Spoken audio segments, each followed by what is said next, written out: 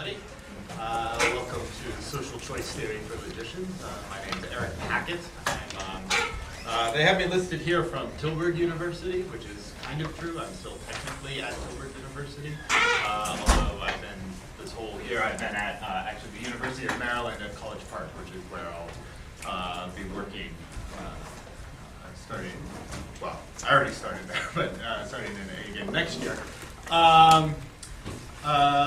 So this is, of course, social choice theory for logicians. I'm envisioning this as a course, sort of a standard course on social choice theory. So how many people here consider themselves, they know social choice theory?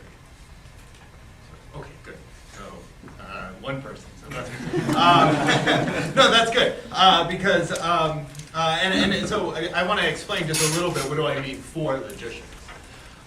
So social choice theory is, of course, a huge topic. We could spend many semesters going over the literature, and there's lots of literature there. And there's some topics, and recently logicians have been getting, somewhat interested in social choice theory. I had to decide what topics should I cover, what should I not cover. So I thought, well, I'm a logician, and so there are certain things about social choice theory that I like. So since I'm a logician and these are the things I like, then all logicians must like these sorts of things. And so I'm basically going to do a very biased overview of topics in social choice theory that I really do think are of interest to logicians.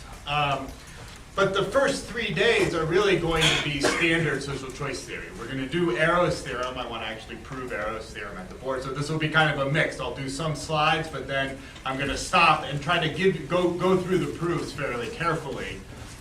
So we'll actually be doing some proofs here. So you'll see at least one way in which Arrow's theorem has been proved. And it's one of the theorems we'll discuss. And we'll discuss some of the very fundamental theorems of social choice and prove those. So then another sense in which this is social choice theory for logicians is logicians like mathematical proofs. And so we're going to go over some really neat, sort of relatively simple mathematical proofs. But they're fundamental, and there are interesting, deep insights behind these proofs and these results. So that's by way of sort of general introduction for what I want to do in this course. Feel free to interrupt at any time. Especially when I'm doing the proof at the blackboard. If it's unclear, I'll be happy to go slowly. I don't have an agenda that I absolutely have to get through. So if today takes a bit longer and we don't get through all of the proofs I want to get through today, then I'll just push some topics around. The last day, I do want to get to, there have been some recent work about developing logics, modal logics and first order logics, that can actually formalize a lot of the results we're actually talking about. And these all fit within the general area of modal preference logic. And there's been some interesting, just general work on modal preference logic. And then, in the end, we'll talk about broader applications of social choice theory. So applications outside of, say, economics and the theory of group decision making. So one is seeing now Arrow's theorem in particular showing up in many areas of philosophy and other areas, saying something interesting about, say, the theory of model selection in philosophy of science and so on. So I'll say briefly a little bit about those, but my goal is to give you sort of the tools you need if you would want to apply some of these very nice results outside, either do social choice theory or apply some of these nice results. Okay, so this is the website. If you just go to my webpage, you'll see a link to it somewhere. And the website has, I'll put all my slides and handouts and a bit of a short summary of each of the topics which I discuss. And it has links to lots of papers, so papers that I refer to and other papers that even if I don't refer to it but I think might be interesting, all have links there. So if you want to sort of start research in social choice theory, I hope that the links that I provide give you a good sort of background reading that will allow you to find other papers in social choice.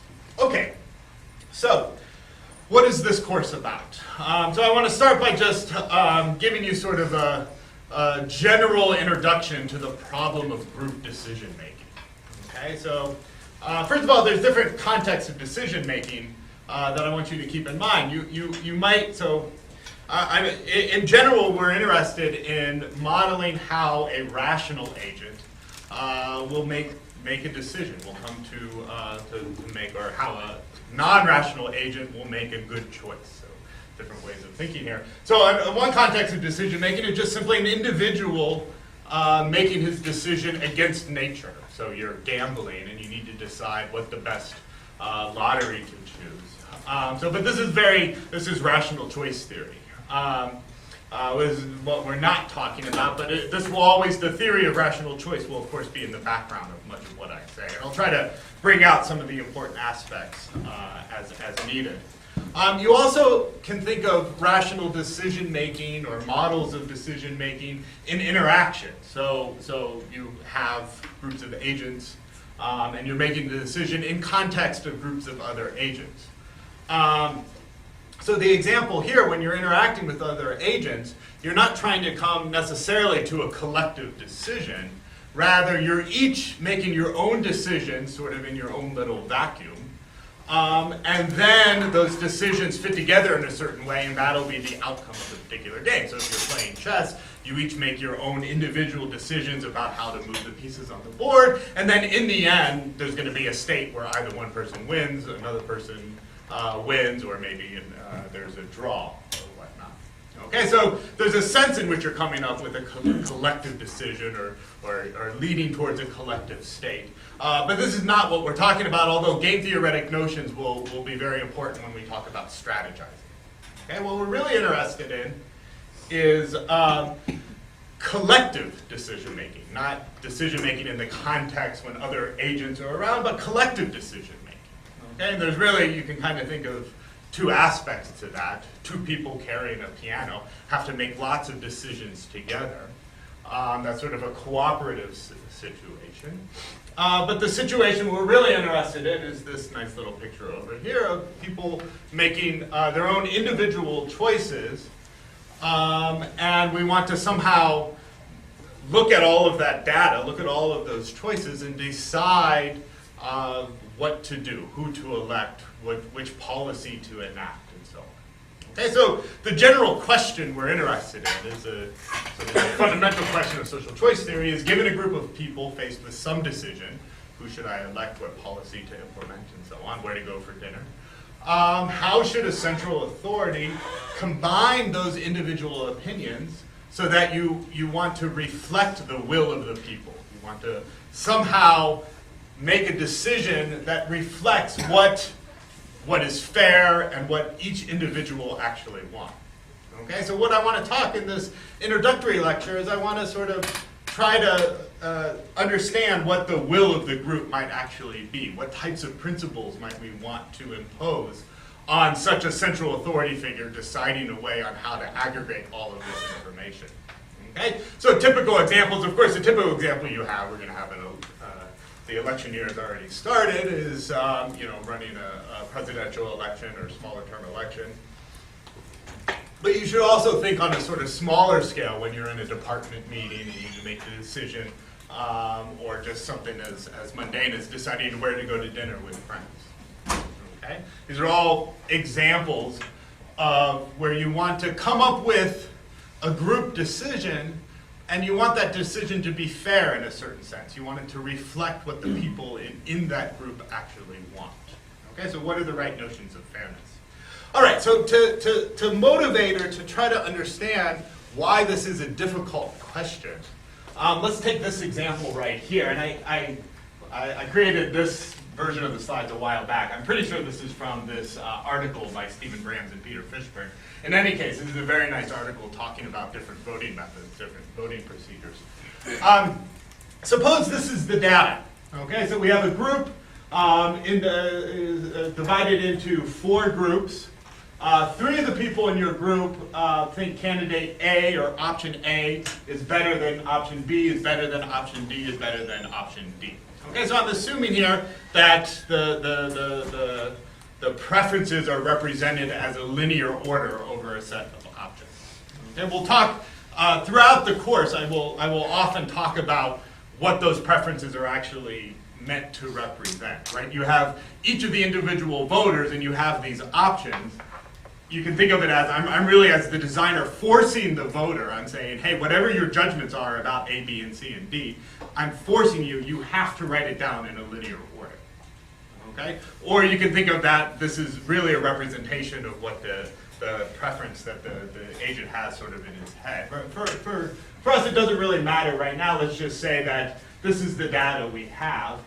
And so here, this group 5, the 5 voters think A is better than C, is better than B, is better than D, and so on. Okay, so the question is, who should be elected? Which option is the best? Well, prima facie, it seems like candidate A is the best, should be elected or should be chosen. Okay, just looking very briefly, you see candidate A, 8 people like candidate A the best, 7 people like candidate B the best, and 6 people like candidate C the best. Okay, so sort of an initial reaction might be, okay, A is the option we're going to choose. Okay. Well, if you look a little bit more closely, you see that, well, in fact, 13 people think A is the absolute worst outcome. Okay, now, you should be a little bit careful, and I'm trying to make it a little bit more dramatic, but when I say absolute worst, it sounds like these people like really think A is horrible. That's not actually reflected in what I have right here. This is just an ordinal ordering. It very well could be that a lot of these people really think that B, C, D, and A are roughly equivalent, and just because of the situation are forced, and somehow just randomly A ended up at the bottom. Okay? But in any case, let's make it more dramatic. It makes it a bit more exciting. So candidate A, 13 people think candidate A is horrible. Okay, so from a sort of more global perspective, it seems like we should not actually choose candidate A. That's not the best option. Okay, well now, so what about the other options? What about B, C, and D? Well, if you look a little bit, D is never ranked first, and is ranked last by lots of people. So D doesn't seem to be a good option. But what about B and C? Okay, we're going to see that B and C, there's sort of a fundamental debate over which of B and C should be elected in this context. And here, when I say should, I just mean whatever matches your intuitions. Okay? And this is a debate that goes back a long way, to the very start of voting theory. Okay, so we have the two founding fathers of voting theory, the Marquis de Condorcet and Borda, and they vehemently disagreed over who should be elected given this data. Okay, so let me explain the intuitions that Borda and Condorcet had. And to some extent, their debate is still raging in the general theory on voting method. You have various people really arguing for the position that Borda takes, and various people that think that Condorcet sort of had it right. Okay, so what's the issue? So Condorcet, you might say, well, look, if you look at all the pairized elections, you look at each candidate and you compare how they do to another candidate. So you pick candidate C and candidate A and check to see how C does versus A. Then you pick candidate C and candidate B and see how C does versus B. Okay? And if you do that, what you're going to notice is that candidate C always comes out on top. So the intuition is that if you go around or if you look at this data and you say, well, let's just imagine it was just candidate C versus candidate B, then candidate C would win. And if it's just candidate C versus candidate A, then candidate C would win. Okay? So to see that, look at A versus C. We see that C gets 13 votes and A gets 8, so C beats A. And versus candidate B, we see that C gets 11 and B gets 10. Okay, so C beats both A and B. Okay, C is what's called, and then of course D. C sort of overwhelmingly beats D. Okay? Such a candidate that beats every other candidate in a pairwise election is called a Condorcet candidate. C is the Condorcet winner. Okay? Now, Borda, you can kind of, this is not sort of historically correct, but you can imagine Borda saying, well, that's all well and good that C beats all the other candidates in pairwise election, and what you're looking at just the win-loss record. That's really what you're doing. You're just looking at each of the candidates versus each other, and you just look at the win-loss record. Okay? the boarder's objection is he said, well, you have a lot more data here that you're just simply ignoring. You would want to know how much does C beat by candidate A? How much does B beat candidate A? Okay? And if you look that way, if you look at all of the data you have, then I'm going to argue that B is in fact intuitively the best candidate, the strongest candidate, to best represent the will of these people. Okay? Now, so just to simplify things, we really should do this for all the candidates, but just note, we already ruled out A. B and C are the only candidates not ranked last by anybody. So let's just forget about A and D and just say those are bad candidates that shouldn't actually shouldn't actually be selected. Okay? I mean, that's not a generally good policy because, of course, you might have one person rank A last and hundreds of people rank A first. So just because you're ranked last by somebody doesn't mean you shouldn't be considered, but in this context, I think it's fine. Now look at B and C. So taking into account the entire ordering or all of the data, not just your win-loss record, but how much you win and lose in each of these pairwise elections, we're going to see that B, in fact, has the most overall support. Okay? So one way to calculate that, so here's B and C. Look at B versus A. Okay? So B versus A, in the B versus A election, so here in this third column, B beats A by 7, and in the last column, B beats A by 6. And in this column right here, in these first two columns, A beats B. So B gets sort of 0 points from that, but gets overall 13 points in his overall election from A. His overall sort of comparison with A. Compare B versus C. So B versus C, we see that B gets 3 points here, 0 points here, 7 points here, so that's 10 points overall. So in his election against C, he sort of gets 10 points of support. Okay? And then finally in his election against D, he sort of beats D in a landslide. Okay? All 21 people think B is better than D. So altogether we have 21 people, and all 21 people think B is better than D. And part of Boarder's intuition, or part of the intuition here, is just noting that B beat D you should take into account this sort of landslide that B. So people really support B over D, and that should be a vote in favor, an extra vote in favor, over perhaps C comparison against D. Okay, C also has a landslide, but I can come up with other examples to make this point clear. And if you do the same sort of thing with C, we see that C also gets 13 points against A, gets 11 points versus B, and then versus D, okay, so it is making my point. Versus D, we have 7 people that think D is actually better than C. So, sort of, the complement is that 7 people think that another candidate is better than C, so that should somehow count against C in the overall decision, whether or not C is the best person to represent this group. Okay? So if we add up all of these points, we see that B gets 44 points, and C gets 38 points. Okay, so the method is you go through in each of these pairwise elections, and you record how many points you get from each one of those elections. You add that up, and that's what's called your Borda score. Okay, there's actually an easier way to calculate your Borda score. If you say, well, you get 3 points for first place, 2 points for third place, 1 point for fourth place, and 0 points for last place, then just go through and say, so A's Borda score is going to get, A gets 8 times 3, so 24 points overall, and 0 points for his last place there. Okay, so it's two different ways to calculate the exact same score. Okay, so that's the Borda score.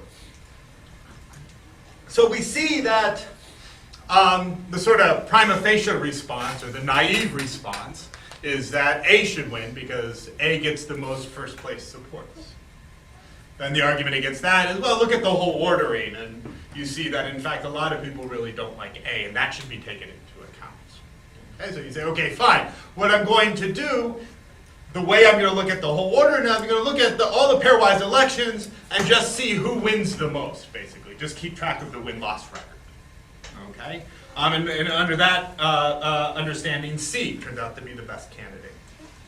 And then finally, Borda comes in and says, no, you have to understand how much do you win each of those individual elections. And then and there, B seems to be the best winner. So this is a difficult question. There are many ways to answer this, and this is just a fundamental question. I'm not talking about voting methods or principles or anything. I'm just talking about intuitively, you have some data here. Who is the candidate that somehow best represents that data? Okay, so there's a sort of lots of ways to answer this question. Okay. So choosing how to choose. We have to choose. There's lots of methods to choose from. Here's a sampling of the different types of voting methods that are out there. There's a whole slew of them. In this course, I'll try to bring up some methods that you may be less familiar with. I assume what most people are familiar with is up here in the right corner right here. Plurality, Borda count, plurality with runoff, so that's the election method used in France. You have an initial election, and then the worst candidate gets thrown out, then you have a second election.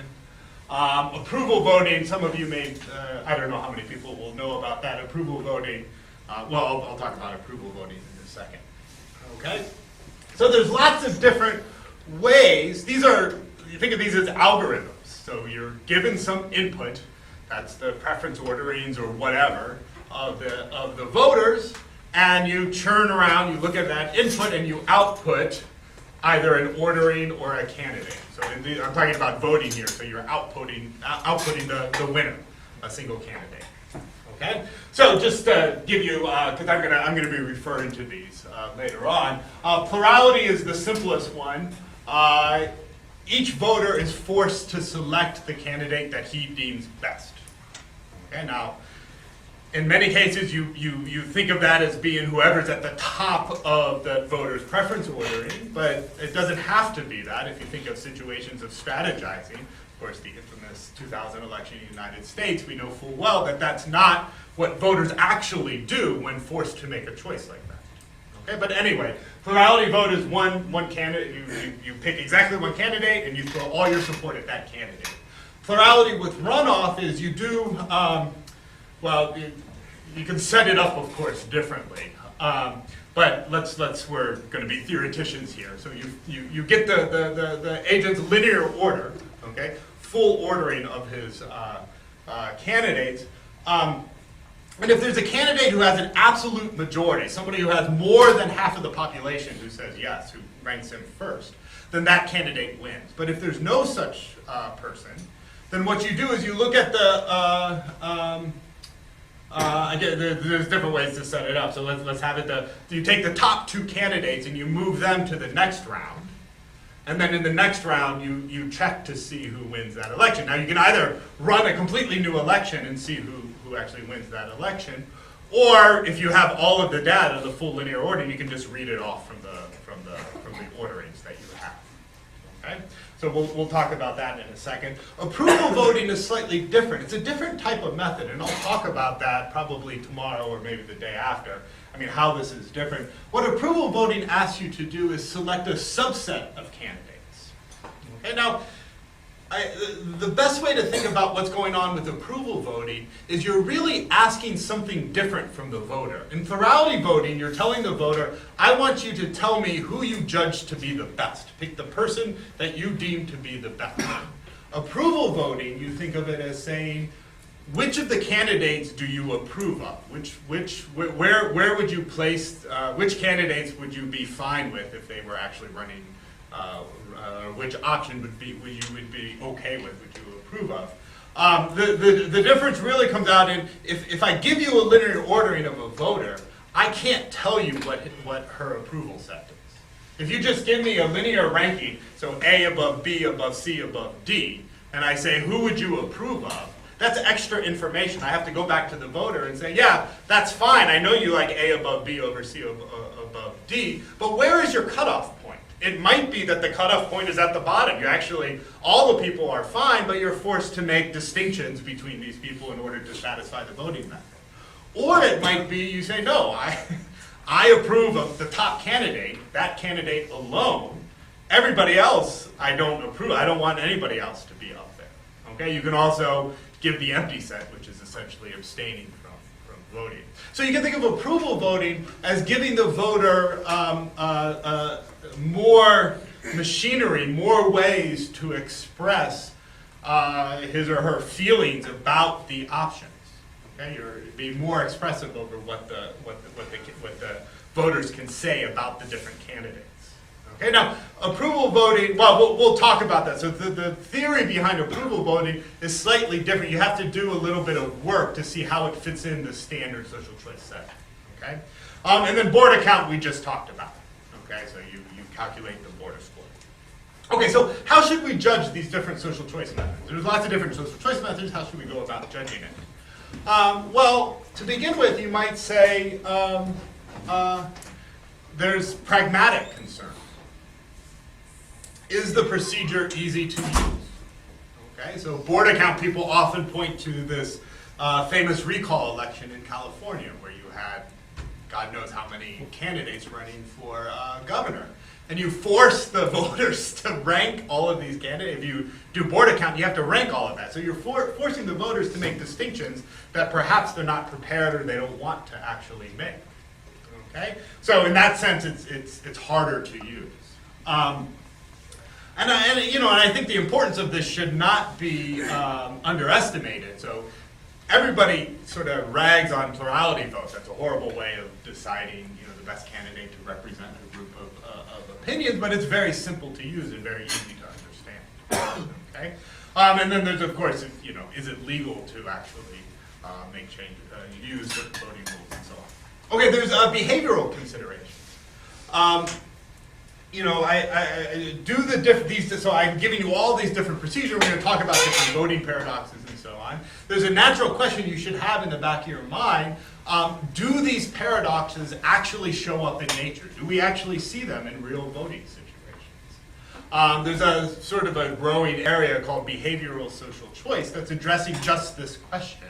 And one of the sort of key findings they have right there is they looked over some old data of US elections and did some fancy statistics to figure out what the linear orderings might be and so on. And they came to the conclusion that all of these different voting procedures that people like to look at actually would have led to the exact same outcome.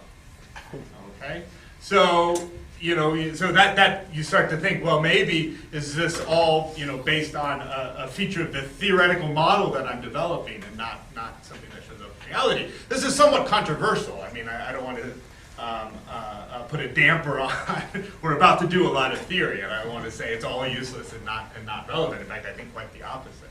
Okay, but there are important considerations. There's also interesting probabilistic considerations. So we're going to talk about various paradoxes. You can always ask, what's the probability, given a random selection of voters, that such a paradox, say the Condorcet paradox, will actually show up?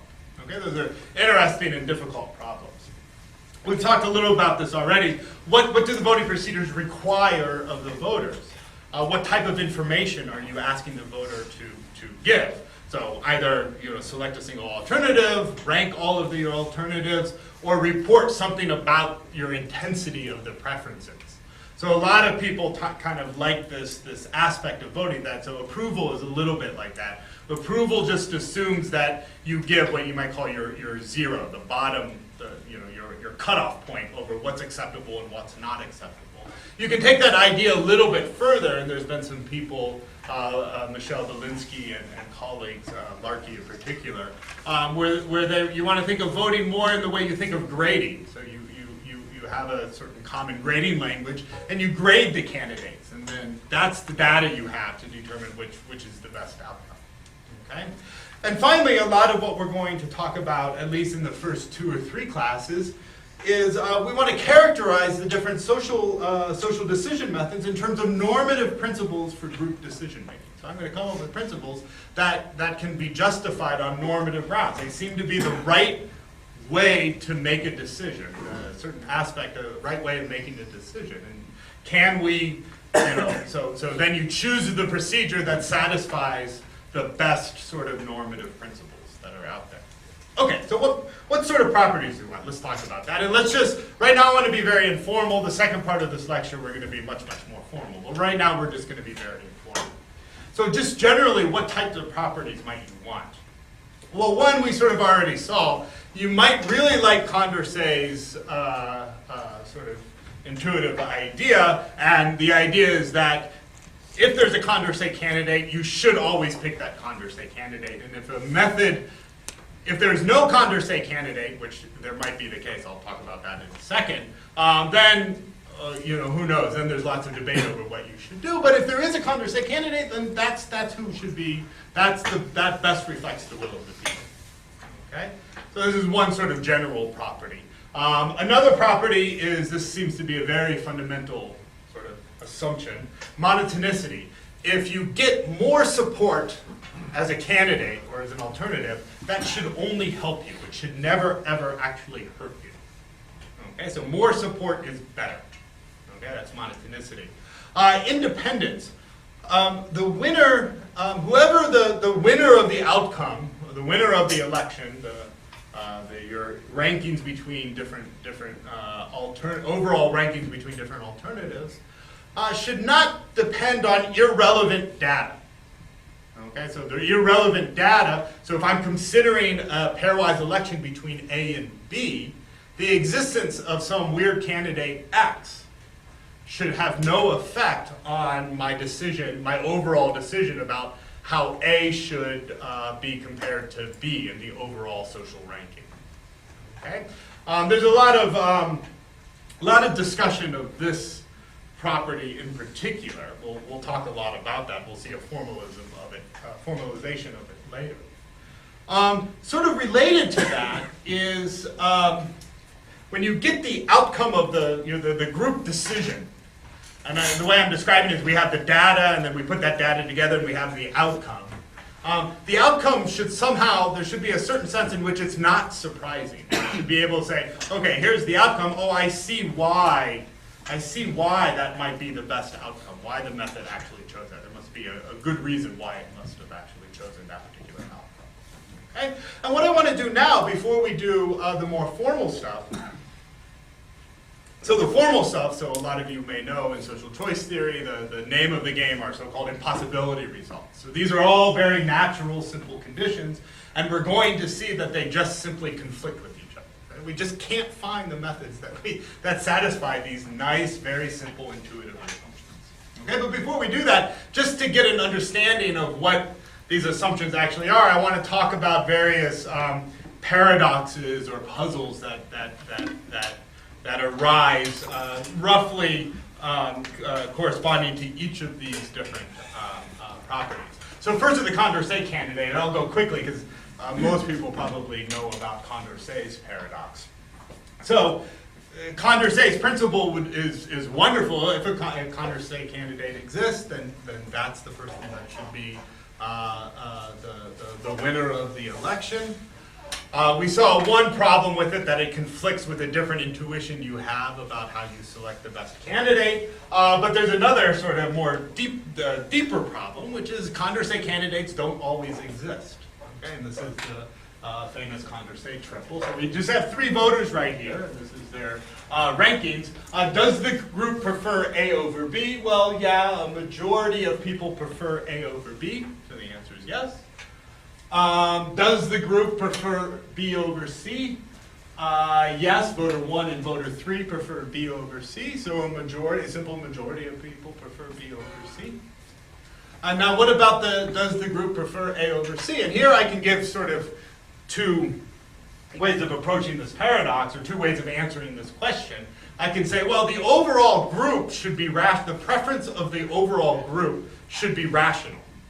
Okay, now, here's where I'm sort of drawing on standard rational choice theory. So some people even say it's constitutive of a preference relation that it's transitive. Okay, so transitivity is an important property that's somewhat debatable. I don't want to enter into that debate right now. But you might say, well, does the group prefer A over C? Well, they prefer A over B and B over C. By transitivity, they have to prefer A over C. Okay, so the answer should be yes. So I say, okay, well, let's go look at the data and see what the group actually thinks. And lo and behold, we see, well, no, in fact, the group as a whole prefers C over A. So the group as a whole is inconsistent. Okay, now, the message I want to take away, we could go on, there's actually very interesting mathematics. I mean, if you look at this ordering right here, you can see sort of a symmetric group of so lots of symmetries here about how you create these condensate triples. You can ask interesting questions. So as the number of candidates grow, what's the probability that you will actually find a condensate triple? These are called condensate triples. That you'll actually find a condensate triple in the population, and what happens if the set of voters grows as well, and so on. Lots of interesting work about that. The message I want to take away in this is I have a reference to a nice book that summarizes a lot of this work. The message I want to take away is just that on the face of it, always elect a Condorcet winner seems to be a good way to, a good property to impose. But we have a problem here. Condorcet winners don't always exist. Okay, now, so let's move on to the second property. So like I said, each of these puzzles and paradoxes, they have a lot of big literature surrounding them, lots of discussion about them. I mean, if you have any questions or anything you want to raise, feel free to interrupt me. But my idea is to just sort of give you quick intuitions that are raised by these puzzles, and then move on to the more theoretical work, so-called Arrow's theorem. Okay? So now let's talk about monotonicity, and this one is a bit perhaps more surprising, or perhaps a bit less well known. Okay, it turns, so monotonicity seems to be a very fundamental property, right? I mean, if you get more support, that should never hurt you. It may not make you win, but it should never actually hurt you, okay? So what's surprising is plurality with runoff, essentially the method used in France, is not monotonic. Okay, so let me explain. So here's two voting situations, two profiles. Okay? They are almost identical, except in this last column right here. So you can't really see it. But in this last column right here, this group over here of just two people, they said, you know what, I like candidate A better. So candidate A raises in the overall ranking.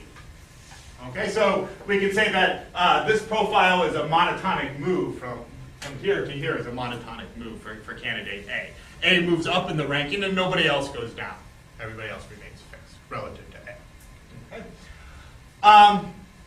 Okay, so let's see what happens with plurality with runoff. So plurality with runoff over here, what happens is nobody has, so there's 11, let's see, 6, 12, 17 overall. So what's half of 17? 8, 9? You need 9 to win overall, right, to get an absolute majority. Okay? But nobody has an absolute majority. So what do? You throw away the candidate that has the lowest number of votes. In this case, it's candidate C, because B has 6, A has 6, and C has 5. Okay, so just throw away C, and this middle group's votes gets transferred to candidate A. Okay, and what happens? A actually wins the election. Okay? And suppose that this group over here, this group 2 over there, said, you know what, they kind of did this, this is what they expected would happen in the election, and they run through that calculation, they say, A is going to win. It might be politically useful for me to be seen to have voted for outcome A. Okay? So, you know what I'm going to do? I'm going to vote for A. Right? So let's go through what happens if this group ends up putting A at the top of their list. What happens, and this is sort of the fundamental issue, is already at the first stage we see something different happens. So over here, because this second group voted for B first, that gave B enough support to make it into the second round. Whereas over here, since they didn't do that, B ended up losing enough support to make it into the second round. So a different candidate gets removed. In this case, it's candidate B. Okay? But when you remove B, you end up seeing that candidate C actually wins the election. Okay? And this is doubly surprising because C actually is this group's worst candidate. Okay, so by giving more support to the person that is perceived to win, the group ends up electing their worst candidate. Okay, so this is a failure of monotonicity. So there's a lot of rules out there essentially a lot of multi-stage rules have this type of property.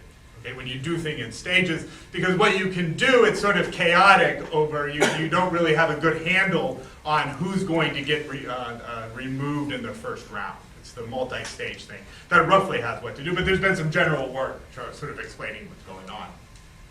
Here's another example from this nice paper by Peter Fishburne and Stephen Brand. This is called the no-show paradox, and I'll just kind of quickly go through it because it's the same basic idea. Okay, so here we have a bunch of. I took this from their thing. That's why the numbers are big. Trust me, I did. I double-checked all the addition. The addition works out, and so on. So let's see what happens. Initially, candidate B gets 499, H gets 500, and W gets 609. Okay, so candidate B is nobody has a simple majority or an absolute majority, so candidate B ends up being removed from the first round. Okay, so when that happens, we see that candidate H wins because 917 people prefer H over W. Okay, and only 691 prefer W over H. Okay, but the story that's told in this paper is there were two people who are supporters of H. I believe it's two people in this group right here. Okay, so they have the BHW ordering, right? And they were late to the election and they didn't make it to the election. And they think, oh, I really wish I would have made it to the election. Okay, so we say, well, let's see what would have happened if they would have shown up in the election. Okay, so if they would have shown up in the election, then this group has 419 votes. Okay, so two more people show up preferring B over H over W. When you calculate the initial number of votes, they are just enough to make sure that H gets removed rather than B. Okay, so this shows that there's actually, if they even have some data about how other people are going to vote, they're going to say, "Ooh, B might make it into the second round. We really should show up." Okay, so in fact, showing up, what it does is it causes B to make it into the second round rather than losing the first round. Okay, but then it's so the thing people like to say is sort of chaotic. What happens as you go into the second round right here? Now all of a sudden, W ends up winning. Their worst candidate ends up winning. So the paradox is why it's called the no-show paradox, that it's in these two candidates, or two voters' interest not to show up to the election. Okay, now of course, that way of reading the paradox is very idealized because the numbers have to be set up exactly right. These two voters would have to know that the numbers are set up exactly like this and so on. Okay, but that's the interest. This is another type of failure of monotonicity. More support, more sort of people. So it's a variable electorate. So there's different numbers of voters in the election. So on the one hand, the one type of monotonicity was same number of voters, but you raise yourself in the relative ranking. So you get more support in the given rankings. That's one type of monotonicity. This type of monotonicity is the number of voters changes over time. So more people come in to the electorate, and they give their opinion. Okay, so jumping on board to certain candidates, it may hurt certain candidates. Okay. Okay, so I wanted to say briefly about the failure of independence. Consider this data right here. We have the board account ranking is A over B over C. Okay, you can trust me, I did those calculations. They're actually right. A gets 8 has a border score of 8, B has a border score of 7, and C has a border score of 6. Okay. Now what happens is an irrelevant candidate, an outside candidate, gets thrown into the election. Candidate X. Now candidate X has no chance. He's a fringe candidate, a crazy person. Okay? I don't know who types of people you consider crazy people running for office, but so candidate X is this horrible candidate. Everybody prefers C over X. So X really has no chance to win, right? Border score, really any decent scoring rule would never, or any decent voting method would pick candidate X in this case. Okay? so we add this undesirable candidate. What happens? You now just calculate the new border score. What happens is candidate C ends up getting 13 points. B gets 12 points, A gets 11 points, and X gets 6. So X doesn't win, but what the candidate X actually does is reverse the overall ordering of the candidates. And you can see sort of mathematically why that's actually happening. Adding this new candidate pushes the whole matrix up a little bit. So what's happening is candidate C there had 0 and 2 points before, without candidate X, but X pushed that up. And if you were ranked sort of in the middle, you can end up getting a lot more points by the existence of this extraneous candidate. Okay? So sort of famously, border score does not satisfy this independence property. So the overall ranking of A versus B versus C should not depend on the existence of this, what I'm calling irrelevant candidate. Okay? That's not precisely what the independence of irrelevant assumptions of arrows there precisely states, but it's sort of the guiding intuition. All right, so before we take a short break, let's just talk about the last point. And this is a slightly different types of paradoxes or puzzles. This is where, so I'm changing the game a little bit, and we'll talk on like the Wednesday or Thursday when I talk about judgment aggregation. We'll be talking about people making judgments rather than giving their preference ordering. But suppose that there's a group of voters and they're asked to give their opinion about 3 separate issues. Okay, and you're asked to do that all at once. So what you're asked, you have to choose between 8 possible profiles. Yes, yes, ranging from yes, yes, yes, all the way to no, no, no. Okay, so, and the yes means I think issue 1 should be enacted. That law should be enacted, yes. Okay, and this is the data you actually have. Okay, so let's use majority rule to decide what the overall outcome should be. So one way you could do that is you go issue by issue. You say, on issue 1, what does the society think of issue 1? Okay, should it be yes or no? And we'll see actually tomorrow when it's a, when you're making a decision between 2 outcomes, majority rule is the best method. Can prove that in 2 very different ways. But majority rule is the best method when you're making a decision between just 2 outcomes. When there's 3 outcomes, then majority rule sort of breaks down. That's what conversations. But with just 2, majority rules are great. So you're just choosing between yes and no. Okay? So let's just see. What about proposition 1? Well, 7 to 6, proposition 1 ends up being a no. So 6 people think proposition 1 is a yes, and these people, 7 people, think proposition 1 should be a no. Okay? What about proposition 2? Same thing. 6 people think proposition 2 should be a yes, but the remaining 7 people think it should be a no. So it should be a no. What about proposition 3?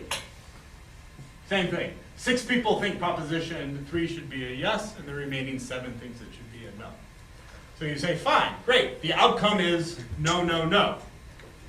Okay? Well, what happens? 0 people support no, no, no. Then you might say that's, nobody wanted that outcome to actually happen. Okay, so I want to use this as sort of an example to say, well, we have this data. This is the information we gathered from the voters. And I use this method. I didn't do just straight majority rule to ask overall what the people want. I looked at election by election.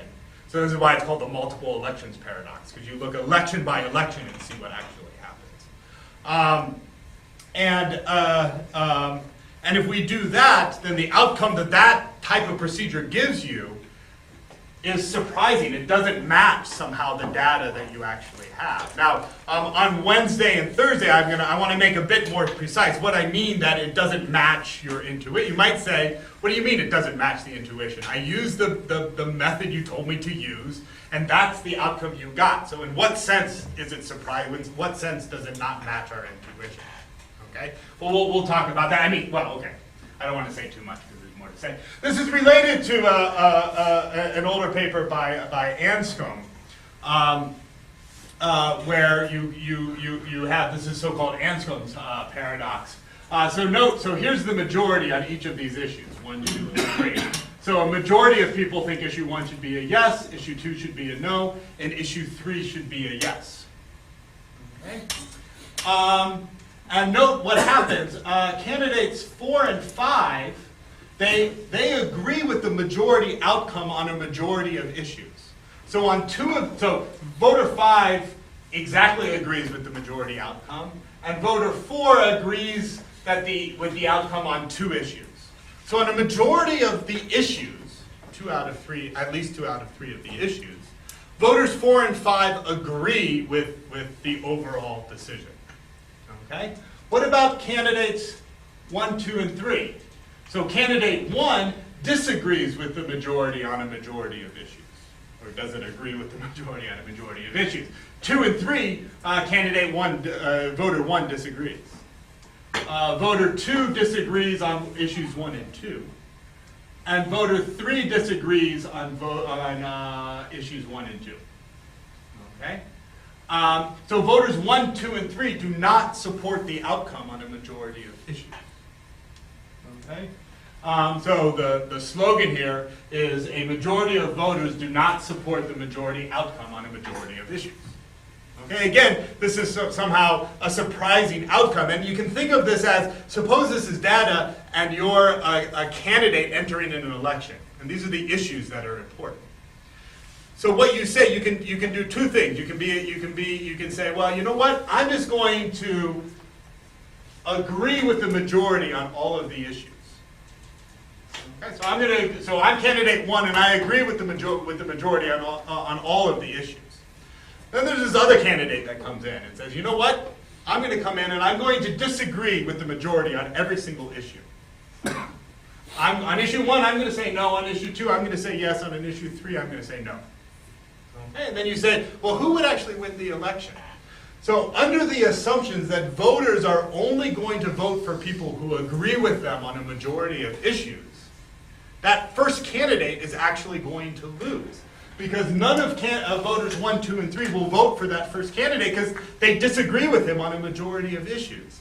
And in fact, they agree with this more controversial candidate, the one who disagrees with the majority on all of the issues. They agree with him on a majority, so he ends up actually winning the election. So that's a sense in which the outcome that you get is surprising given the data that you have about how the voters feel about certain issues. So there's a lot of issues here that I'm not discussing right now.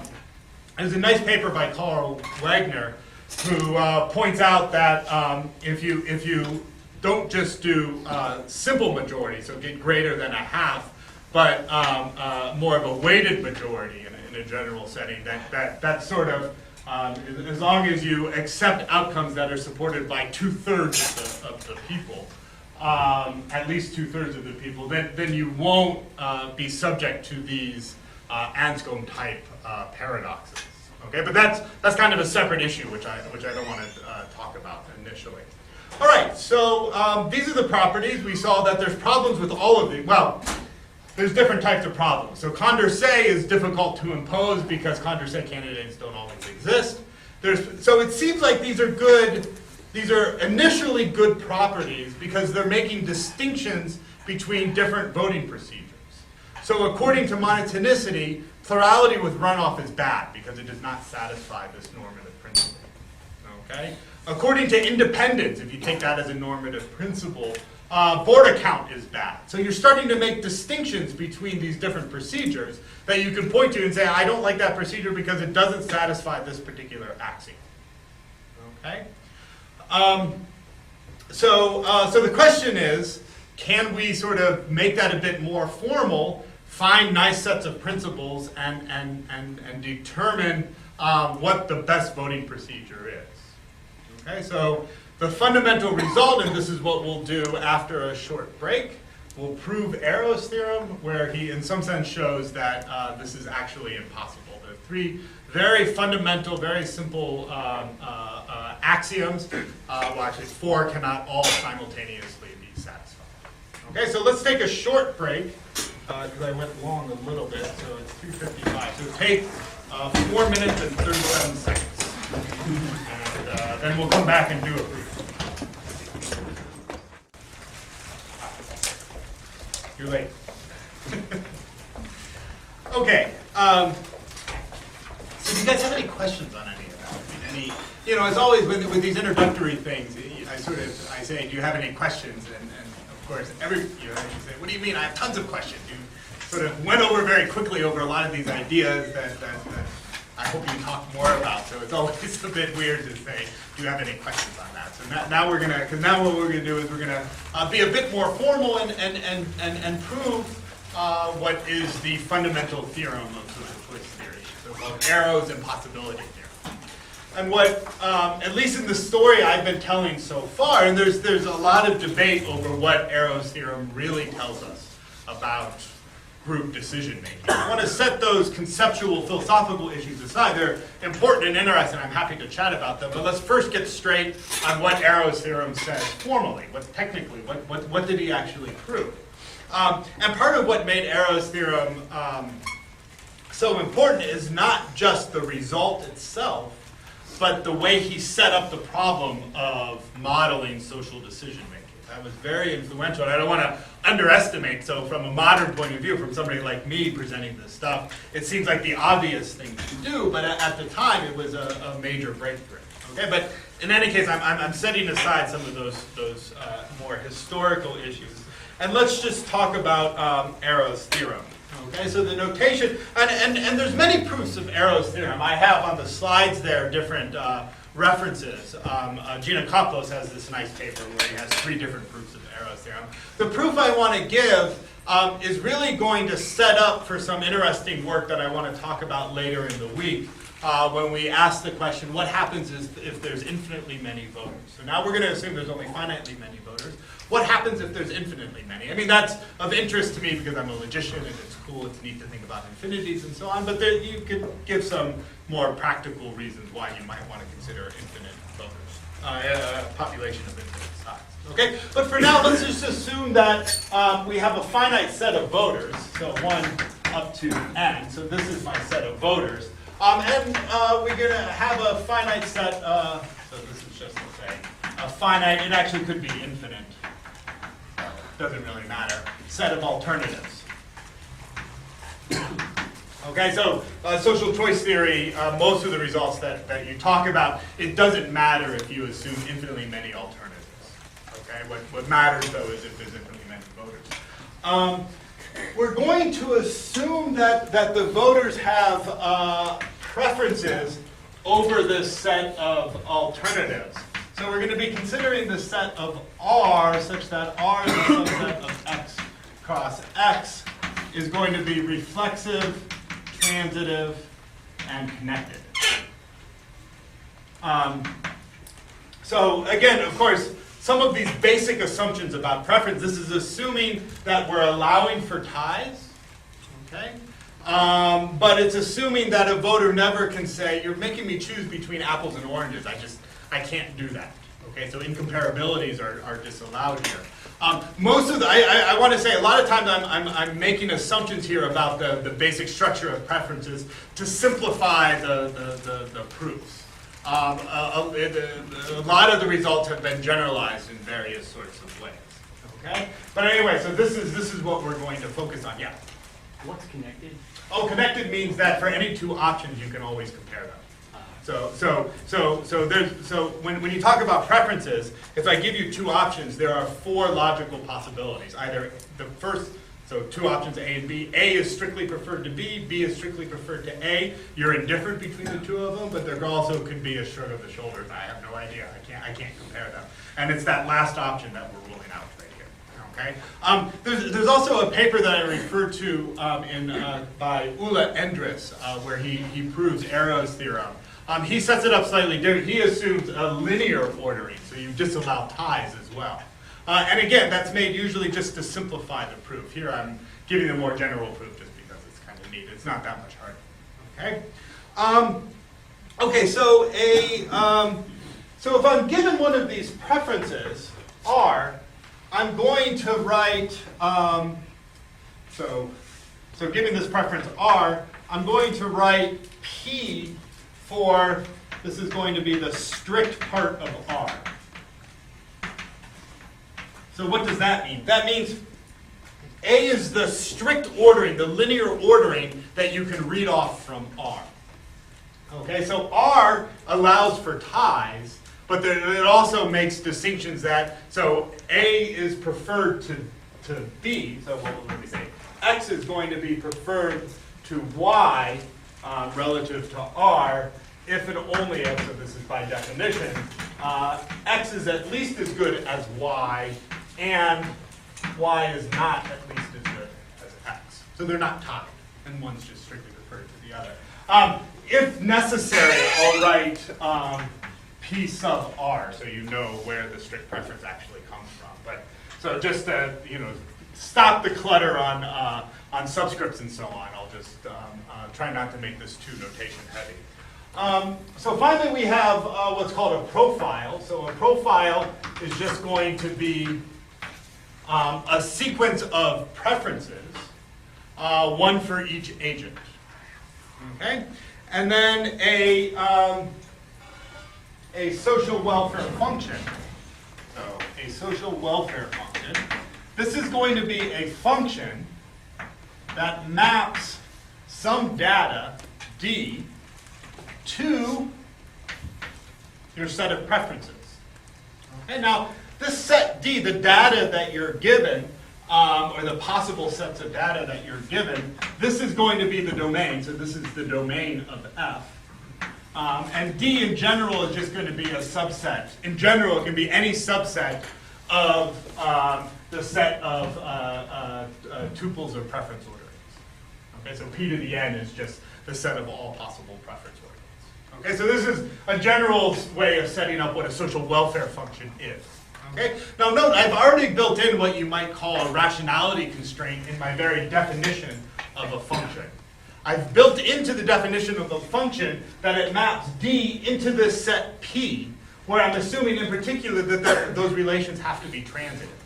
So I'm building into my definition at the start that the social ordering has to be what economists would call a rational preference. And rational there just means a very weak sense that it has to be transitive in particular. Okay? So I have that built in. We'll talk, when I talk about Muller saturate, we'll ask, because that could be you said, well, let's drop that. Why should a group have to have a rational preference in that sense? Okay, but for Arrow's initial theorem, for this initial theorem, let's just build that in. Okay? Okay, so what are Arrow's conditions? And they're really very simple. Yeah? Shouldn't D just be equal to well, so I'll talk about that. In general? I'll talk about that. So a little bit just about general. This is more, if D was equal to P of N, that would be a specific function. Well, yeah, but it was. Well, okay. Let me just get to that. so you're making so already you're making a good point. A little bit is on how you set up these things. I want D equal to P to the N to be a sort of a constraint you place on rational choice functions. So this is actually Arrow's first condition. It's called the universal domain condition.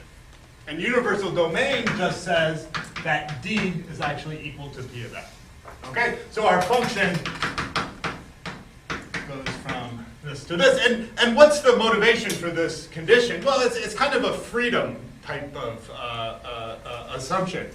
You don't constrain the voters in any way on the preferences that they're allowed to have.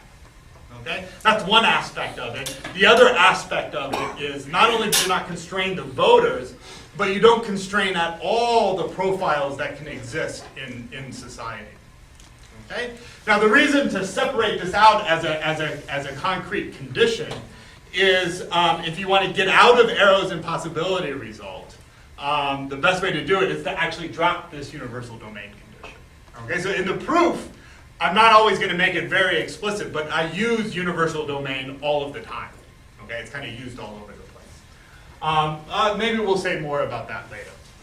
All right, so the next condition is, well, what's called, I'll just call it the Pareto condition, the weak Pareto condition technically. What weak Pareto says, and again, you can set these up differently, is if you give me any profile R, so given any profile R, which I'll write this way, and so for any profile of preferences, if, well, so for all x and y, if x for agent I, so this is the strict preference ordering corresponding to I's ordering in this relation right here. Okay? So if everybody strictly prefers, x over y, then we want to say that society must strictly prefer x over y as well. Okay? So, my wife is calling. Okay, so if everybody strictly prefers x over y, then society must as well. This is a unanimity condition. If everybody agrees, then your outcome can't disagree with everybody. That seems like a weird constraint. And then finally, we have the so-called independence of irrelevant alternatives.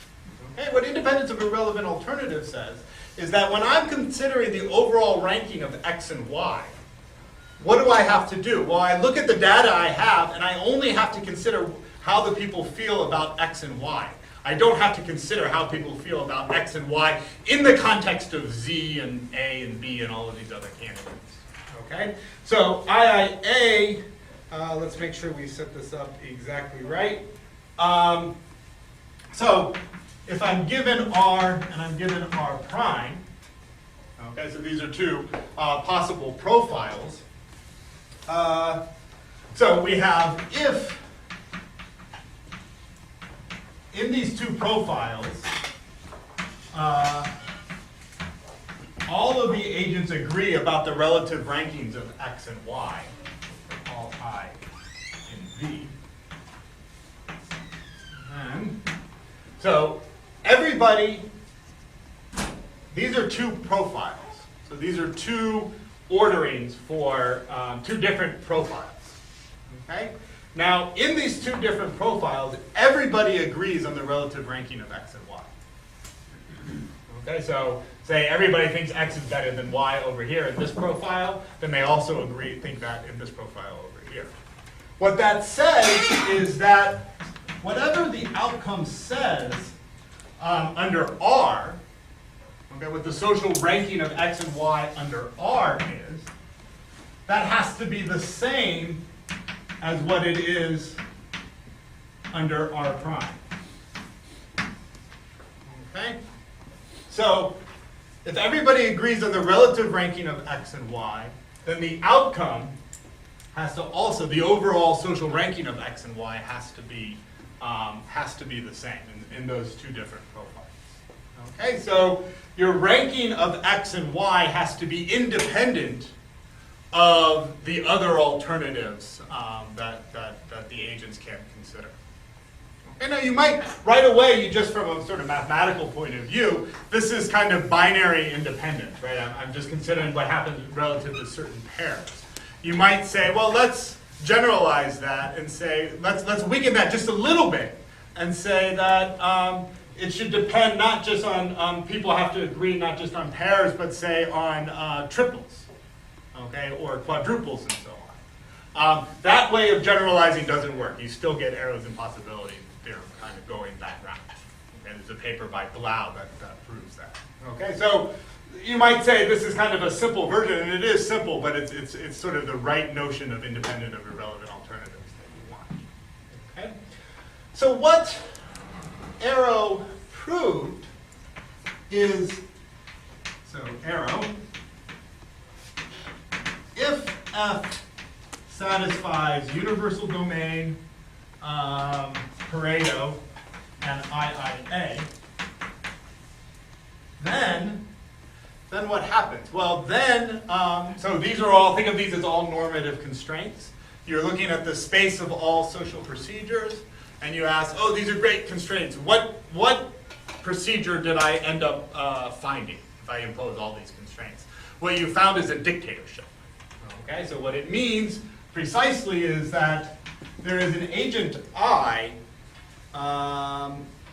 So there is an agent I. So I is a dictator for F. So what this means is there is an agent I such that for all orderings R, so for any profile R, the outcome, so in all pairs X and Y, so you look at all the pairs X and Y, and then you look at the outcome that that society gets. The strict preference of the outcome, so X is going to be strictly preferred to Y. Well, when is that going to be? Well, that's going to be exactly when agent I strictly prefers X to Y. So I dictates the strict preference over X and Y.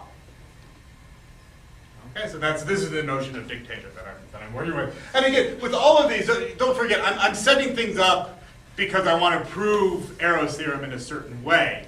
And some of the mathematical details, you could say, well, let's set it up slightly differently. By and large, you're not going to get out of Arrow's theorem by futzing with the precise formal details. Okay? All right, so that's what Arrow says, that the only think of it as a characterization theorem. These are rational constraints, normative constraints on the space of all possible social welfare functions. As you impose those constraints, you're throwing away social welfare functions that don't satisfy those properties. So you throw them away, and what happens is you end up with exactly one type of social welfare function, namely a dictator. Okay, it's not just one, because I don't tell you what the dictator is, but there always is one for a particular function. Okay? All right, so how does this proof actually go? And I didn't manage my time well, so we don't really have time to do the whole proof, but we might get through it. I can go fast. Are there any questions, though, on this basic setup? Any questions? All right, good. So the key notion here is, the key notion that I want to work with is what it means to be decisive. Okay, so look on the handout, and what we're going to show, so the proof uses some important notions that we'll use later on. And the first notion is the notion of a coalition of people being decisive. Okay, so we have a set S of voters. Okay, so S is just a collection of voters. And what we're going to say is we're going to say that this collection of voters is decisive for X over Y. So, is decisive for X over Y. So what does this mean? This means it's a weak notion, a profile R such that, and I'll introduce notation right away. So we have two groupings here. We have S and we have the complement of S. That's all the people all together, right? So S is decisive for X over Y means that suppose X ranks X above Y. Do we want to say?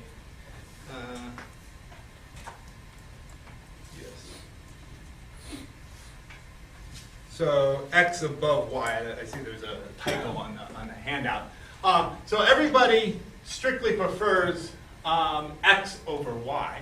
So this is a strict preference in S.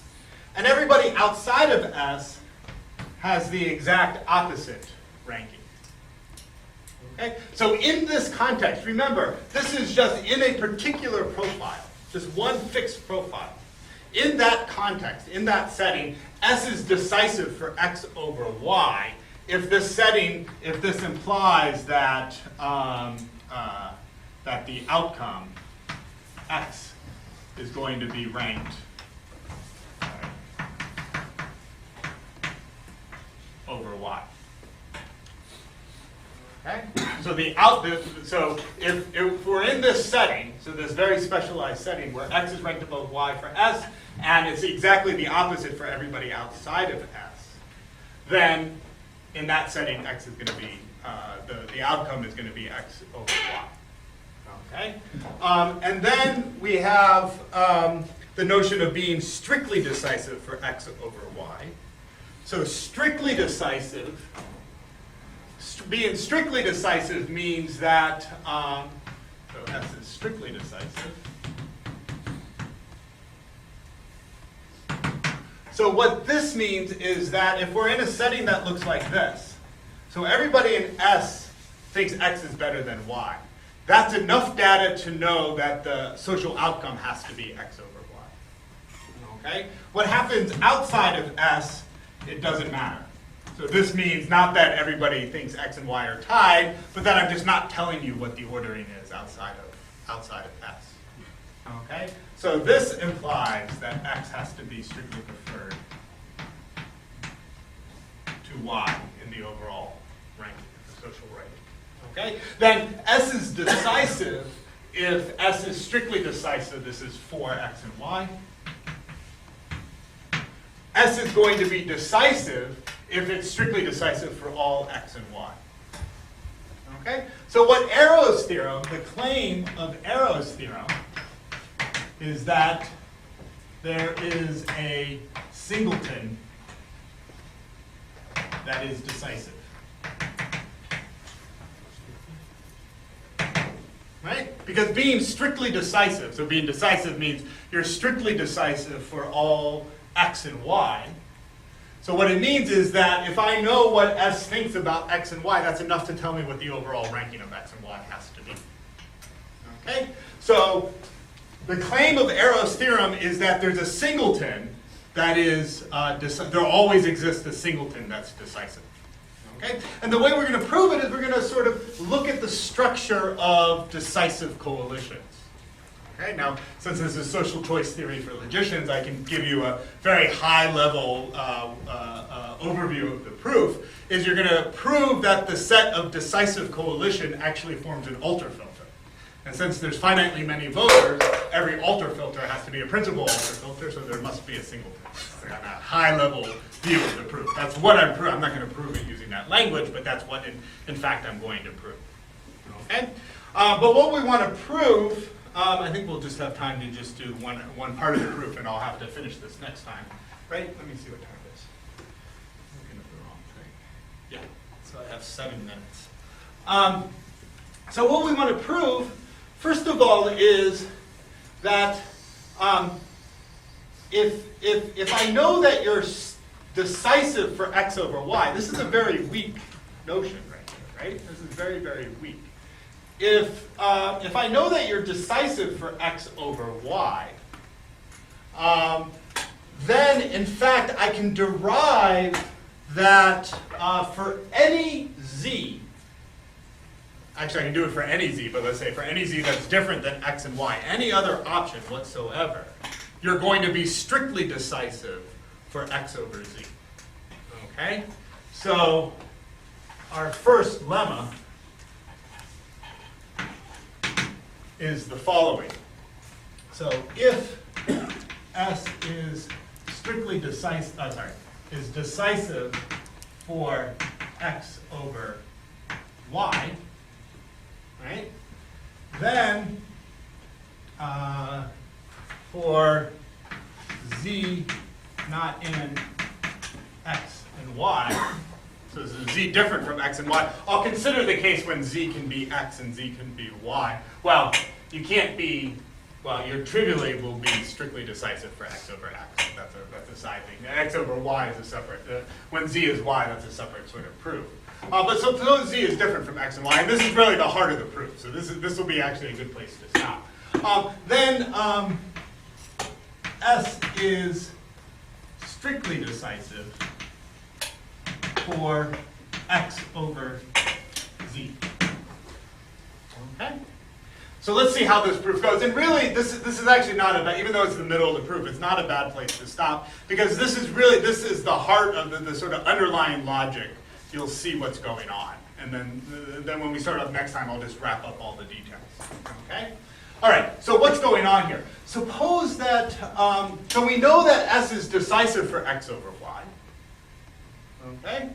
But I want to prove that it's decisive for x over z, strictly decisive for x over z. So I have to consider what happens when we have x over z, and for S complement, I have no idea what's happening with x and z. Okay? Now the key, so what I want to prove is that the social outcome has to be x ranked above z. That's what I want to prove in this setting right here. Okay? Now here's a key move you make. This shows the power of the independence of the IIA assumption. Is I'm not going to consider this profile right here. I'm going to move to a different profile. Namely, this profile right here. Let me just get x ranked above y ranked above z. And as complement should be y above x and z. Yeah, sorry, that's what we want. Okay? So what I've done, I have this other candidate y. Okay, and I move to this profile right here. I have no idea where y is over here. I haven't even specified, I have no idea. What I'm saying is I'm going to not consider this one, but I'm going to consider this one right here. Now, by independence of irrelevant alternatives, whatever I say about the outcome here has to be the same for what I say about the outcome here.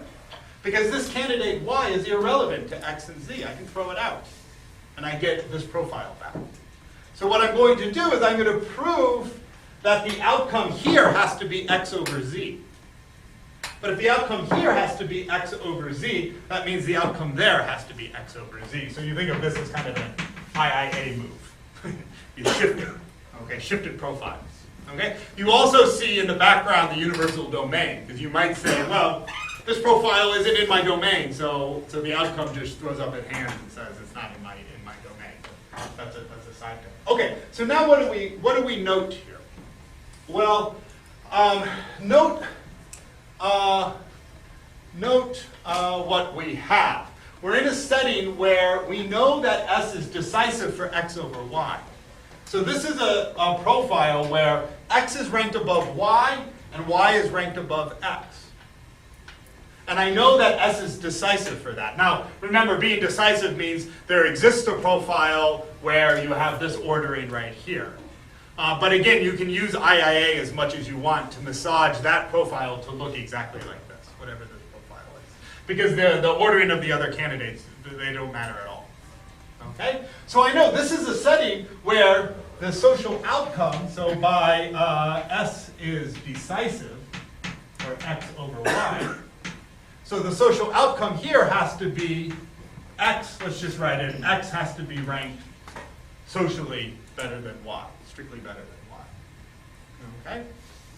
I also know y is preferred to z by everybody in S, y is preferred to z by everybody outside of S. So by Pareto, this tells me that y has to be strictly preferred to z. Okay? Now transitivity, remember this strict ordering here is transitive. By transitivity, this gives me that x has to be strictly preferred to z. Okay, so what I proved is I started with this ordering right here. I said, well, let's throw the candidate y in there, and I can do that by IIA. I consider this setting right here.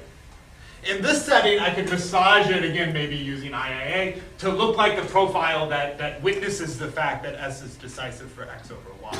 Okay, because it's x is strictly preferred to y, and outside of S, y is strictly preferred to x, and I don't know the relative ranking of x and z. Okay? I use that fact to tell me that x has to be strictly preferred to y overall. I use the Pareto condition to give that y has to be strictly preferred to z. Putting that together using transitivity that tells me that X has to be strictly preferred to Z. Okay? So if I know that S is decisive for X over Y, given any other candidate Z, I know that, in fact, S is strictly decisive for X over Z. Essentially, the exact same proof, changing the things you need to change, will prove that if I give me any other candidate Z, S is also strictly decisive for Z over Y. So think of it. If S is decisive for X over Y, that means two things. You can guarantee that X comes out on top relative to anybody else, but it also means you can guarantee that Y comes out on bottom relative to anybody else. It's essentially the same. It's the same logic. You just have to get the right profiles, and that takes a little bit of ingenuity, but it's the exact same logic. Okay? And then it's just a matter of just kind of going through and checking what happens if this other candidate Z actually is Y. And if that's the case, then you can see that actually goes. So you can show that being decisive for X over Y can be turned into being strictly decisive. Okay? So what we've shown is that this very weak notion right here, being decisive for X over Y, can be turned into a very strong notion that you're in fact a decisive coalition. So for any pair of candidates, your opinion about that set of candidates actually is what matters. Okay, so what I've shown is that the notion of decisiveness is sort of the right notion that you want to work with. The next thing we have to show is what are the structure of the set of all decisive sets. Okay, so I think now is a good time to break because we're late, and I'll see you all tomorrow.